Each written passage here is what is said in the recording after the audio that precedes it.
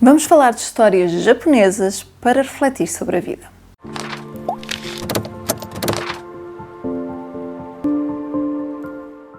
Olá pessoal, espero que estejam bem, espero que estejam muito quentinhos neste tempo frio. Eu hoje venho-vos falar de livros de autores japoneses perfeitos para refletir sobre a vida. Livros daqueles que trazem mensagens profundas, de nos deixar a refletir. Livros daqueles para nos tocarem o coração de uma forma especial. Vocês já sabem que eu adoro autores japoneses, tenho aqui uma grande predileção. Então eu hoje selecionei alguns livros dos meus preferidos, daqueles que mais me tocaram e que, de alguma forma, eu acho que nos deixam a refletir sobre a vida, sobre as nossas escolhas, sobre a forma como nós estamos a lidar com a nossa própria vida.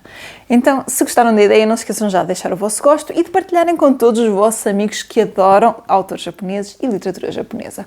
E quem sabe, algum amigo que precise mesmo de um livro para o ajudar a refletir sobre a vida. O primeiro livro que eu vos venho falar é o Memórias de um Gato Viajante, da Hiro Arikawa. Este livro conta a história de Nana, e Nana é um gato de rua. Um gato de rua que há uns tempos atrás foi resgatado por um rapaz chamado Satoru. E no início da nossa história nós percebemos que eles estão a atravessar o país a fazer algumas visitas. Basicamente o Satoru quer arranjar um novo dono para o Nana e diz a todos os amigos que não pode ficar com ele por um qualquer motivo e está à procura de um novo dono. Este livro acaba por ter estas paragens em que ele vai visitar os amigos e ali acabamos por ter sempre uma contagem do passado e do que é que ele viveu com aquela pessoa em particular. Porque é que ele procurou aquela pessoa para ser o novo dono do gato. Com isto nós vamos reconstituindo a história de vida do Satoru e percebemos também, a pouco e pouco, porque é que ele não pode ficar com o Nana. É uma história belíssima que se divide um bocadinho nestas partes, mas que tem este todo brilhante e que nos traz uma mensagem muito importante sobre a vida e sobre a forma como nós escolhemos viver a vida. Porque muitas vezes a vida pode ser cruel, pode ser maldosa, mas nós ainda temos escolha da forma como queremos encarar isso. E é uma leitura brilhante e uma das minhas melhores leituras da vida. Outro livro de que eu vos venho falar é Doce Tóquio, de Dorian Sokegawa.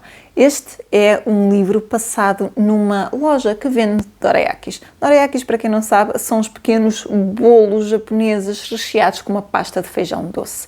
E nós temos aqui o nosso protagonista que trabalha lá todos os dias e trabalha para cumprir o trabalho. Ele não é de todo feliz. E um dia aparece-lhe lá uma senhora de idade que se candidata para trabalhar ali. Obviamente que ele não a quer aceitar porque ela é uma pessoa já de idade. E ela então, no dia a seguir, aparece-lhe com um tupperware cheio de pasta de feijão caseira feita por ela. E ele prova aquilo e nunca na vida tinha provado nada igual. É uma história muito surpreendente porque, apesar de ter esta base, a temática final não é de todo relacionada com isto. É uma temática que não vem na sinopse, eu também não vos vou dizer, mas que nos leva a refletir muito sobre a vida, sobre as escolhas do ser humano e também com as nossas escolhas e a forma como nós lidamos com as oportunidades que nos são dadas. E se simplesmente deixamos a vida correr, ou se contrariamos isso, ou se procuramos viver da melhor maneira possível aquilo que nos é imposto. É uma história muito bonita. Para mim, precisava só de um epílogo no final. Achei que o final foi um bocadinho abrupto, mas fora isso, é uma história lindíssima e que tem um filme, se por acaso tiverem curiosidade em ver. Depois, eu não vos podia estar aqui a falar de histórias de autores japoneses para refletir sobre a vida sem vos falar de Antes que o Café Arrefeça, de Toshikazu Kawaguchi. Este é o primeiro volume e este é o Antes que o Café Arrefeça, de Regresso a Tóquio, o segundo volume que saiu agora mesmo há muito pouco tempo. Então, estes livros exploram exatamente o mesmo conceito, que é um café que existe em Tóquio e este café tem um lugar em particular, uma cadeira em particular, que nos permite viajar no tempo, para o passado, para o futuro. Mas há várias regras, sendo que uma das regras é que nós não podemos levantar da cadeira e que temos que voltar ao presente, ao nosso tempo, antes que o café que nos foi posto na chávena arrefeça. Então, nós temos a história de várias personagens em diferentes capítulos e a história deles e porque é que eles querem viajar no tempo, quem é que eles querem encontrar, tendo em conta que tudo o que façam no outro tempo nunca poderá alterar nada do presente. Então, nós avaliamos muito aqui as decisões das pessoas, porquê deles quererem viajar no tempo, sabendo que não vão mudar nada, Porquê quererem dizer aquela palavra àquela pessoa, mesmo sabendo que isso não terá qualquer tipo de impacto no presente e não mudará a história do que aconteceu?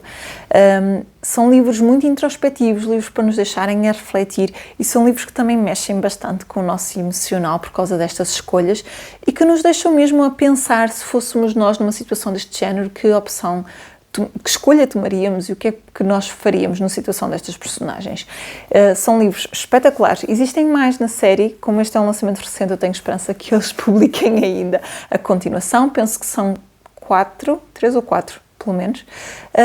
Mas este primeiro também tem um filme. Se quiserem espreitar ao YouTube, o trailer pelo menos parece-me muito, muito fiel. Ainda não tive a oportunidade de ver. Mas eu vou ser completamente honesta. Eu criei esta lista de propósito para vos recomendar um livro em particular que eu vos queria vir falar, que é O que Procuras Está na Biblioteca. Este livro é da Michiko Aoyama, que é uma autora japonesa, mais uma vez, e eu li este livro agora em janeiro e adorei, fiquei maravilhada e tinha que vos vir aqui falar um bocadinho sobre ele. Então, este livro, à semelhança do Antes que o Café Arrefeça, também temos cada capítulo focado numa personagem diferente. Neste caso, cada protagonista de cada capítulo é uma pessoa diferente. Então nós temos 5 capítulos. O primeiro é sobre a Tomoka, que tem 21 anos e é vendedora de vestuário feminino. Depois temos o Ryo, que tem 35 anos, é contabilista num fabricante de mobiliário. Depois o capítulo 3 é a Natsumi, que tem 40 anos e é uma ex-editora de revista. O capítulo 4 é do Hiroya, que tem 30 anos e é um neném, que é um termo que eles usam para descrever alguém que não estuda nem está a trabalhar. Não, nem uma coisa nem outra. Não faz nada neste momento. E por último temos o 5º capítulo com o Masao, que tem 65 anos e está reformado. Cada capítulo temos aqui esta introdução belíssima em imagem. Cada capítulo tem assim o seu esquema e cada um tem a sua personagem, este protagonista, a narrar a sua história. São histórias todas diferentes e todas exatamente iguais. Temos histórias de pessoas que estão simplesmente perdidas. Pessoas que, por um qualquer motivo, não estão felizes na sua vida. Ou porque sofreram uma grande mudança recentemente, ou porque não gostam do trabalho que estão a fazer, porque têm sonhos diferentes, porque querem mudar de vida, porque não se sentem bem de uma forma ou de outra. Todos eles são personagens que estão a precisar de mudança e não sabem para onde ir. Estão completamente perdidos. Acontece que no Japão há uma coisa muito frequente que são haver serviços dentro da comunidade onde eles vivem, uma espécie de serviços de bairro. E aqui existe um centro comunitário que tem uma biblioteca. E todas estas personagens de alguma forma vão parar a esta biblioteca e a esta bibliotecária em particular. É uma bibliotecária muito diferente do habitual. Cada uma das personagens tem uma reação diferente a ver esta bibliotecária, o que é extremamente engraçado. E ao dirigirem-se lá, são confrontados com a pergunta mais básica, que é o que procura. E claro que cada um deles procura algo, mas nem eles próprios sabem exatamente o que é. E quando dizem aquilo que de facto foram fazer à biblioteca, seja o que for que procuravam, a bibliotecária recomenda-lhes os livros indicados para aquilo que eles pediram e mais um, sempre, no final. E esse livro no final não tem absolutamente nada, mas nada a ver com o que eles pediram, nem com o que procuram, nem sequer com os sonhos deles. Nada.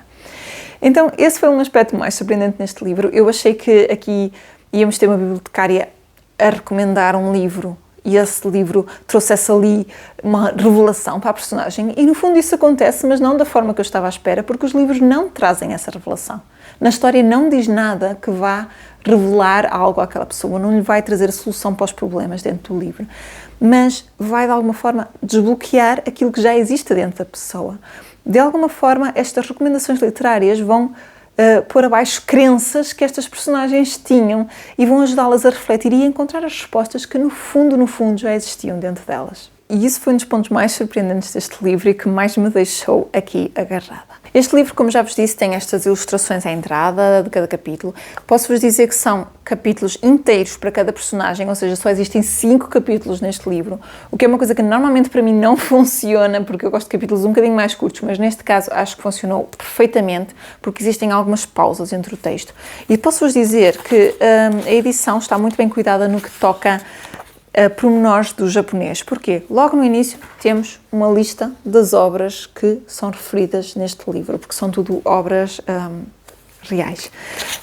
E temos imensas notas de rodapé em que o tradutor nos diz que veio de um provérbio, que é referência a um livro tal, ou com o autor tal, é assim assado, algumas referências culturais também, para quem não está habituado a ler nada passado no Japão, não ser confrontado aqui com algumas questões de hábitos, é um livro que está muito, muito bem construído e muito bem, com estas notas de rodapé todas muito bem complementado. Não é uma leitura que vai agradar a toda a gente, digo-vos desde já. É uma leitura calma, é uma leitura de introspeção e é uma leitura que, no fundo, vai tocar em montes de questões diferentes do dia-a-dia destas pessoas, de todos os conflitos pelos quais estão a passar. Por isso mesmo, eu acho extremamente provável que vocês, ao lerem, vejam aqui uma situação que se enquadre com algo muito semelhante que vocês estejam a viver. Temos personagens de todas as idades a passar por vários tipos de conflitos, vários tipos de dúvidas, e houve aqui vários momentos em que eu me revi em situações e em dúvidas que eu também tenho e que alguma destas personagens tinha ou que estava a passar por elas. E a forma como eles encontram as respostas dentro deles próprios e ganham confiança neles próprios sem haver aqui nenhuma revelação transcendente foi algo que me maravilhou. Essa calma, essa simplicidade e a forma como tudo se construiu.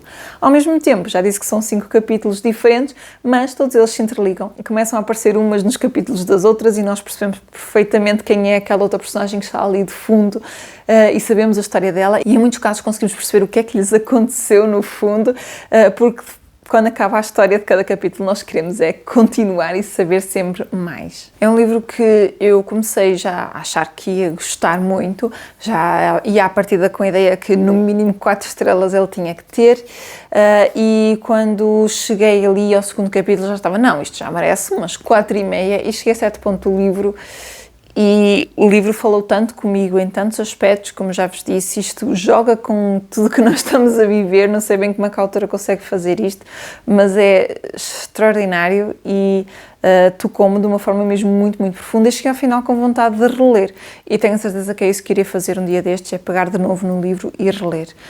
Todas estas personagens, a forma como se interligam é incrível e também é muito, muito poderosa todas as mensagens que passa, não só de nós somos capazes de superar os nossos obstáculos, nós temos a resposta dentro de nós próprios, como também o que está a acontecer agora de bom não é porque agora veio sorte de repente ou que de repente algo caiu do céu, mas muitas vezes tem a ver com a construção que já fizemos para trás, porque nós também ajudamos aquela pessoa em certa altura e agora esta pessoa nos está a ajudar, ou porque nós dedicamos-nos imenso nesta altura e trabalhamos imenso para isto e agora, mais tarde, isto veio dar frutos de uma forma inesperada.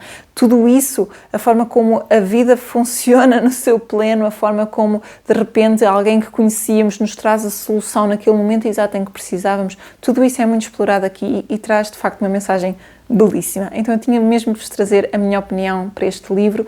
Aqui em forma de recomendação, todos estes livros vão-nos trazer algum conceito novo, alguma ideia nova e todos eles trazem uma reflexão belíssima sobre a vida e as nossas escolhas e, como é óbvio, eu dei 5 estrelas a este livro, recomendo mesmo muito qualquer um destes livros e, claro, este em particular, que é uma novidade, procurem porque vale muito, muito, muito a pena.